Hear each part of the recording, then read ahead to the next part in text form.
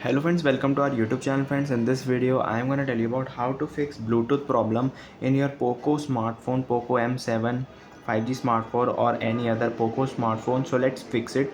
First, if your Bluetooth is not connecting any other Bluetooth device like Bluetooth speaker, is it a earbud or any Bluetooth device you are connecting to, first let's open the Bluetooth, click on this refresh buttons.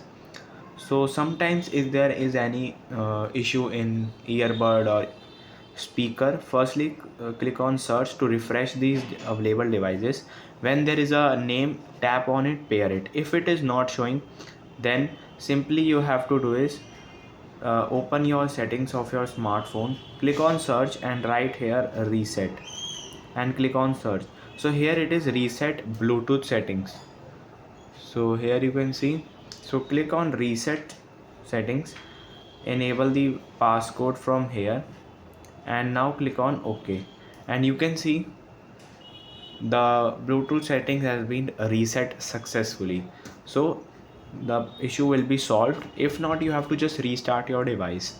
I hope you like this video. If you like this video, then subscribe to our YouTube channel for more helpful tips and tricks videos. See you next time.